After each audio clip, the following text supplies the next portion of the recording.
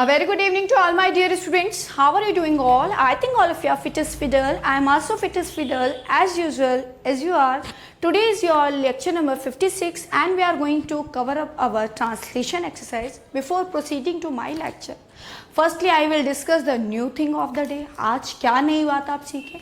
तो आज का नया थॉट ये है कि जब भी आपकी क्वेरल हो जाती है किसी भी लव्ड वन के साथ, मीन्स आपके फादर के साथ, मदर के साथ, या आपके ब्रदर के साथ, सिस्टर के साथ, या फ्रेंड्स के साथ लड़ाइयाँ हो जाती हैं, तो हमारे अंदर एक मन मुटाव आ जाता है और वो डिस्प्यूट्स की वजह से क्या होता है, एक ऑब्स्टेकल बन जाता है, बीच में एक रुकावट आ जाती है और हम एक दूसरे से बात करना पसंद नहीं करते. आज की जनरेशन जो है इस तरीके की काफ़ी चीज़ फेस करती है. चाहे सोशल मीडिया को ले लीजिए आप, जो है पूरे टाइम जो है मोस्टली बच्चे व्हाट्सएप पे इन चीज़ों पे जो है वो अपना टाइम इन्वॉल्व करते हैं और वो फैमिली से जो है डिस्प्यूट होना स्टार्ट हो जाता है. तो आप अपने अंदर भविष्य के लिए भी एक चीज़ लाइए कि आपको सामने वाले पर्सन को जस्ट फॉरगिव, आपको उसे माफ़ करना है और हर एक लड़ाई में आपको अपनी गलती मान लेनी है. अगर आप अपनी गलती मान लेंगे, आप चुप हो जाएंगे, then the dispute will settle down. आसानी से लड़ाई जो है वो सेटल डाउन हो जाएगी. बात को बढ़ाया जाएगा तो ऑब्वियस सी बात है कि डिस्प्यूट जो है वो बढ़ता चला जाएगा. और जितने भी हमारे बड़े हैं, your father and mother, your teachers, ये सभी आपका अच्छा सोचते हैं तो ये कभी भी गलत नहीं बोल सकते हैं आपके लिए, ना ही आपका गलत सोच सकते हैं. तो इस टाइम के जो एज के बच्चे हैं जैसे कि आप हैं, तो अपने माइंड में कभी भी एक ईगो ना लेके आए और सेटल करें अपने ग्रीवेंसेस को, अपनी लड़ाइयों को तुरंत ही सेटल डाउन करें, जिससे ये आगे जो है वो ज़्यादा बढ़े ना. और अपने पेरेंट्स की बात को ज़रूर सुने और एक अपने अंदर एक चीज़ ले आओ कि I will be good at everything. मैं अपनी लाइफ में जो भी चीज़ करूँ मुझे उसमें गुड बनना है, अच्छा बनना है. चाहे मेरी स्टडी हो, चाहे मेरा कोई भी करियर पॉइंट हो, कोई भी मेरी लाइफ में चीज़ हो, चाहे मेरे पेरेंट्स हो, मदर हो, मेरी उनसे लड़ाई हो, तो मुझे गुड बनना है. गुड का मतलब जब अपनी लाइफ में ले आओगे कि मेरी जो छवि है वो गुड होनी चाहिए, तो गुड होगी तो कभी भी लड़ाई होगी ही नहीं, क्योंकि आप उस चीज़ के लिए हर वो काम करोगे जिससे आप एक अच्छा इंसान बन सको. आपके डिस्प्यूट होते हैं तो आप अपने माइंड में ले आओगे, नहीं I have to be good at this thing, तो अपने बिहेवियर को ऑटोमेटिकली आप चेंज करोगे. और जब आप चेंज करोगे, एक स्वीट बिहेवियर लेके आओगे, पेशेंस लेके आओगे, तो आप अपने आप को देखोगे कि धीरे धीरे सारे जो डिस्प्यूट्स है वो सेटल हो जाएंगे और आपके पेरेंट्स, मदर, टीचर्स और फ्रेंड सर्कल में सब आपको बहुत अच्छा समझेंगे. तो दिस इज़ अ थॉट. ये एक आपके लिए बात है ताकि आप समझिए जो अभी ऐसा आपका टाइम चल रहा है जिसमें आप फ्रस्ट्रेशन भी महसूस करते हैं और मतलब हल्की सी बात पे आपकी लड़ाइयाँ हो जाती है, तो अपनी लाइफ में लाना है I have to be good at everything. मुझे हर चीज़ में अच्छा बनना है, कोई भी चीज़ हो लाइफ में, गुड गुड गुड. ठीक है बेटा, तो ध्यान रखिए इस बात को. चलिए हम अपने लेक्चर की तरफ प्रोसीड करते हैं. तो आज का लेक्चर आपका है ट्रांसलेशन एक्सरसाइज कवर करेंगे. लास्ट में मैं कुछ 3 मॉडर्न वर्ड्स भी आपको बताऊंगी जो बिल्कुल हटके वर्ड्स हैं, जो आपने नहीं सुने हो, और आप डेली मैं आपको ऐसे ऐसे वर्ड्स बताते रहूँगी जिससे आप अपनी इंग्लिश को और ज़्यादा अच्छी कर सकें. तो ट्रांसलेशन एक्सरसाइज को पहले कवर अप करते हैं. फ्यूचर कंटिन्यूअस टेंस क्या है? ऐसा tense which will be going on in future. एक ऐसा टेंस जो कि फ्यूचर में जाके हम कर रहे होंगे, जैसे कि आपको मैं पहले बता चुकी हूँ. इसमें जो ऑक्सिलरी वर्ब यूज होती है वो विल और शेल यूज होती है, प्लस बी यूज होता है. और वर्ब की फर्स्ट फॉर्म आती है मेन फॉर्म, प्लस आईएनजी आता है, प्लस ऑब्जेक्ट आता है. अगर नेगेटिव होता है तो will plus not plus be, be से पहले नॉट आता है, इस बात को आपको ध्यान रखना है. इंटरोगेटिव में will and shall, helping verb starting में आ जाता है, फिर सब्जेक्ट आता है, फिर मेन वर्ब आती है, फिर हेल्पिंग वर्ब स्टार्टिंग में आती है, then subject, then be, then main verb, then ING, then object and question mark. तो इसी को हम अप्लाई करते हैं. तो पहला अफर्मेटिव सेंटेंस है जिसका आपको स्ट्रक्चर पता है, सब्जेक्ट प्लस ऑक्सिलरी वर्ब जो है वो आपकी आ गई विल या shall, plus be, plus verb की first form, plus ING, plus object. Start करते हैं. वह कल गोवा जा रहा होगा. वह कल गोवा जा रहा होगा, वह मीन्स ही. अब आप सभी को पता है सब्जेक्ट ही है और ही के साथ क्या लगेगा बेटा? विल. He will B. अब मेन काम हो रहा है जाने का. जाने को क्या बोलते हैं बेटा? गो. ही विल बी, गो के साथ आईएनजी लगा देंगे, he will be going to Goa. अब आप किसी प्लेस पे जाते हैं, जैसे going to the temple, going to the school, going to Goa, तो आप टू लगाएंगे। He will be going to Goa tomorrow, he will be going to Goa tomorrow. तुम होली मना रहे होंगे, तुम मीन्स यू के साथ विल, देन बी, मनाना, सेलिब्रेट करना, सेलिब्रेटिंग हो जाएगा, सेलिब्रेटिंग, ई रिमूव करके ING, you will be celebrating Holi. तुम होली मना रहे होंगे, you will be celebrating Holi. वे अपने माता पिता की सेवा कर रहे होंगे, तो सेवा करना मीन्स सर्व करना, सर्विस करना, तो वे मीन्स दे के साथ आप लगाएंगे will, then be, they will be, सेवा करना, सर्व, ई हटा देंगे और आईएनजी लगा देंगे, दे विल बी सर्विंग। अपने, मैं आपको सब्जेक्ट रिलेशन बता चुकी हूँ कि अगर दे है तो उनके जो होंगे वो देयर होंगे, they will be serving their माँ बाप, माता पिता, parents, they will be serving their parents, and don't confuse with this there and there। इस there का मतलब होता है वहाँ और इस there का मतलब होता है उनका। नेक्स्ट सेंटेंस, वे समाज कल्याण के लिए काम कर रहे होंगे, they will be working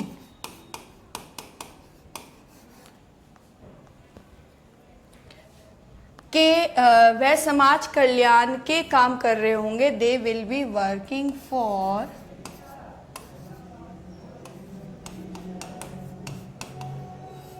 society welfare. कल्याण को क्या बोलते बेटा? वेलफेयर।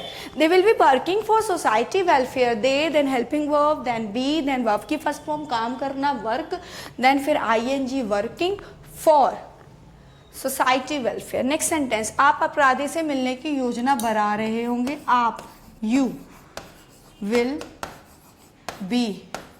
अब इसमें मेन काम हो रहा है अपराधी से मिलने की योजना बनाना। योजना को क्या बोलते हैं बेटा? Planning. You will be planning to meet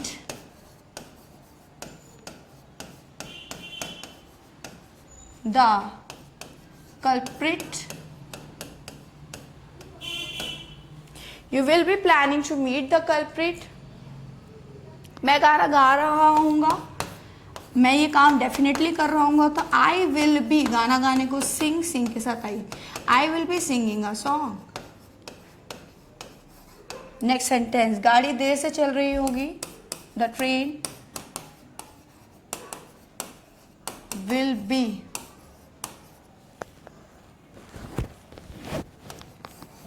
going on late।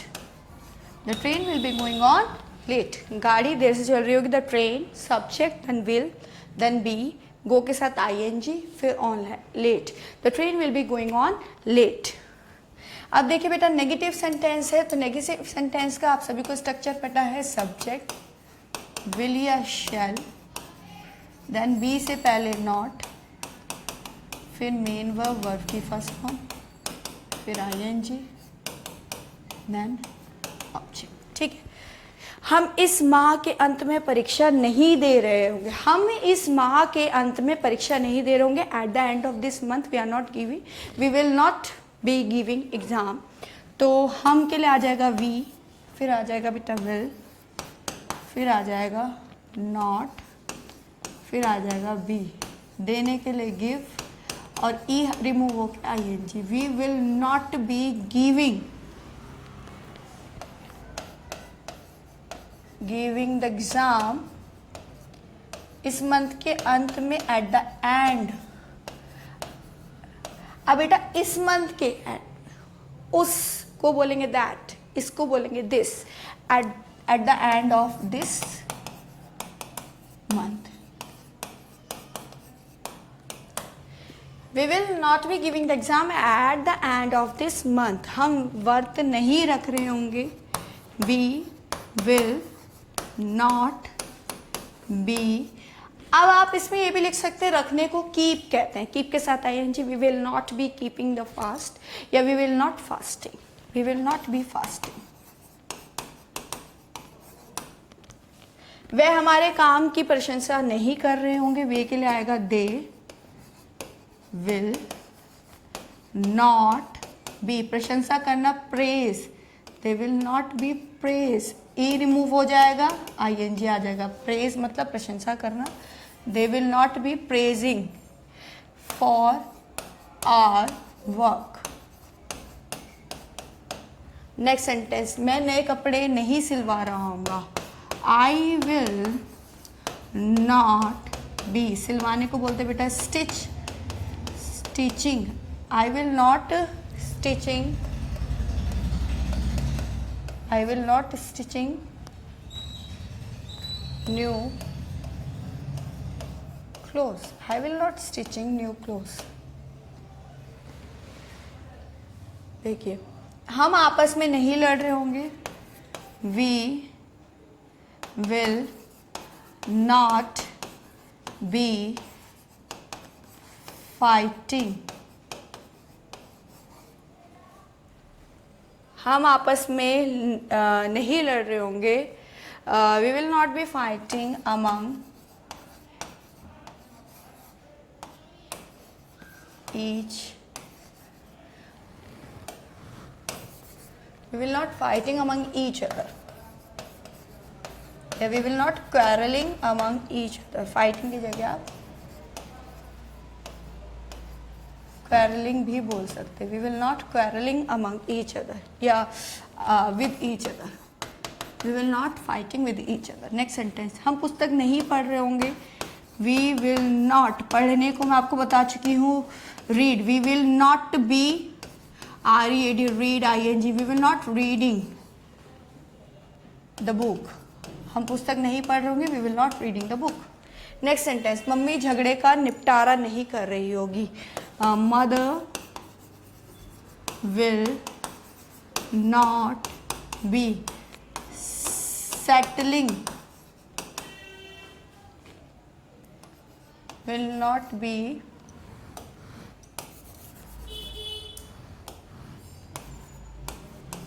mother will not be settling the disputes, निपटारा करना सेटल और झगड़े को बोलते हैं डिस्प्यूट्स। वह पक्का खाना नहीं बना रही होगी, शी विल नॉट बी, खाना बनाना preparing the food, making the food भी बोल सकते हैं, कुकिंग द फूड भी बोल सकते हैं, she will not cooking the food.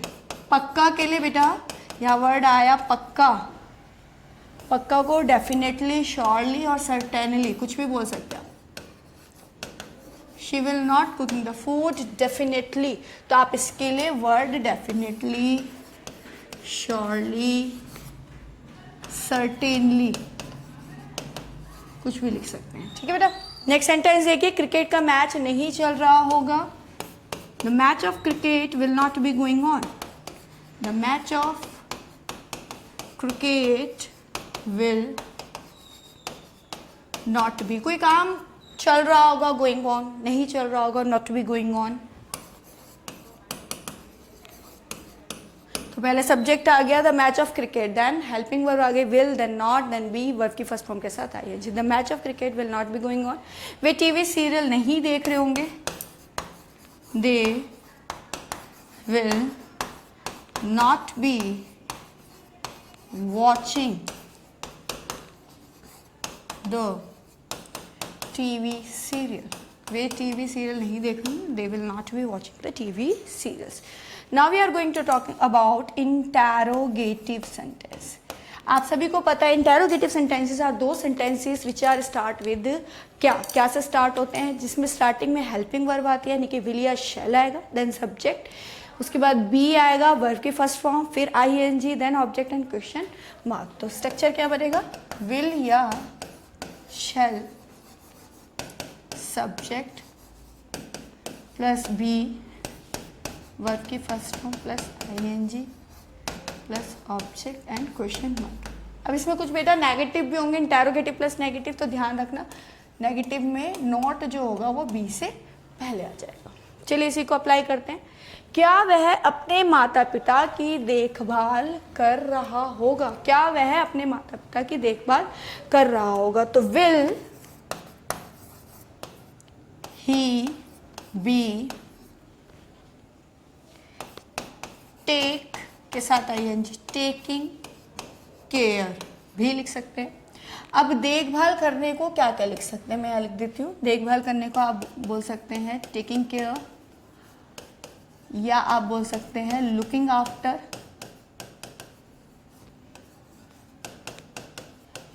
ठीक है। तो इसमें सेंटेंस देखिए, इसने बोला क्या वह अपने माता पिता की देखभाल कर रहा होगा, तो will he be taking care of. अब उसके माता पिता है, वह के माता पिता, तो हिज हो जाएगा, इसका रिलेशन हो जाएगा his parents and question mark. Will he be taking care of his parents. तो देखिए हेल्पिंग वर्ब आई, देन आपका सब्जेक्ट आया, देन बी, वर्ब की फर्स्ट फॉर्म के साथ ING, then object and question mark. Next sentence, क्या रमेश अमेरिका के बारे में जाने की सोच रहा होगा? तो विल रमेश बी, अब मेन काम हो रहा है सोचने का, तो वर्ब की फर्स्ट फॉर्म हो जाएगी थिंक के साथ ING. Will Ramesh be thinking for going, अब किसी प्लेस पे जा रहा है तो टू लगा के America. Will Ramesh be thinking for going to America. Next sentence देखिए, क्या रोगी नियमित रूप से दवाई नहीं ले रहा होगा? अभी इंटेरोगेटिव प्लस नेगेटिव है तो उसमें ध्यान रखना कि सब्जेक्ट के बाद नॉट फिर बी आएगा। क्या रोगी नियमित रूप से दवाई नहीं ले रहा होगा? तो will the patient not B, दवाई लेना टेक मेडिसिन, तो यहाँ पर हो जाएगा will the patient not be taking medicine. नियमित रूप से रेगुलरली, नियमित रूप को बोलते हैं रेगुलरली। जैसे आप रेगुलरली वॉक पे जाते हो तो I go for a walk regularly. तो will the patient not be taking medicine regularly. क्या वे सरकार की आलोचना कर रहे होंगे? विल दे बी, आलोचना करने को बोलते हैं क्रिटिसाइज करना, क्रिटिसाइज। अब यहाँ पर ई आ जाए तो ई को रिमूव करके आप आईएनजी लगा देंगे। Will they be criticising the government, will they be criticising the government, क्या वे सरकार की आलोचना कर रहे होंगे? तो इन सेंटेंसेस में भी बेटा कई न्यू वर्ड्स आ रहे हैं, जैसे आलोचना करना क्रिटिसाइज करना हो गया, सोचना जो है वो थिंक हो गया, देखभाल करना टेकिंग केयर, लुक आफ्टर हो गया, सेवा करना सर्व हो गया। तो ये वर्ड्स भी आप ऐड ऑन करते रहिए अपने वर्ड बैंक में। अब मुझे कहना ना पड़े क्योंकि मैं आपको बहुत स्टार्टिंग में भी बता चुकी हूँ कि अपना वर्ड बैंक भी साथ में बनाइए, तभी आपकी वोकैबुलरी एनरिच होगी, ठीक है बेटा। नेक्स्ट देखिए, क्या वह एनसीसी में भाग ले रहा होगा? तो विल ही बी, भाग लेना टेकिंग पार्ट, या फिर पार्टिसिपेट भी बोल सकते हैं, तो आप इसकी जगह पार्टिसिपेटिंग भी बोल सकते हैं। विल ही बी पार्टिसिपेटिंग या will he be taking part, दो बात बताई मैंने। Will he be taking part in NCC. Next, क्या वह रेडियो सुन रही होगी? विल वह के लिए आ जाएगा शी, देन बी, सुनने को बेटा लिसन बोलते हैं, लिसन, तो लिसनिंग हो जाएगा यहाँ पर। Will she be listening radio, will she be listening radio, क्या वह रेडियो सुन रही होगी? क्या हम दौड़ जीतने की आशा कर रहे होंगे? विल बी, आशा कर रहे होंगे तो इसमें आप लगाइए शेल।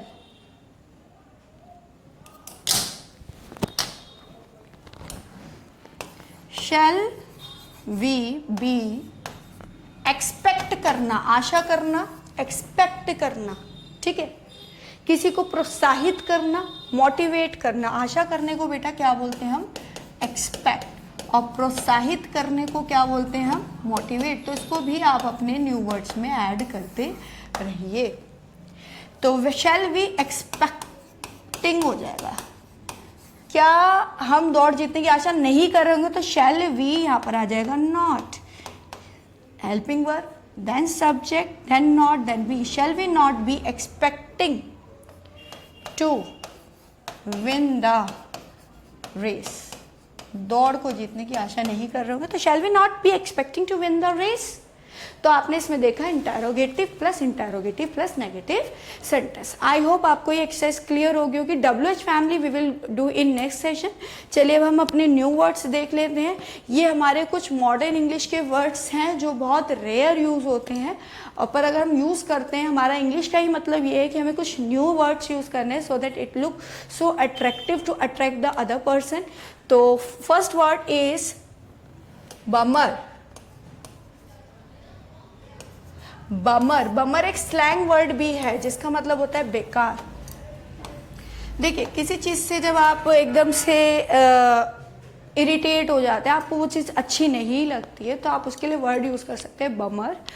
लाइक एग्जाम्पल देखिए, waiting for our flight for more than 5 hours at the airport was a real bummer.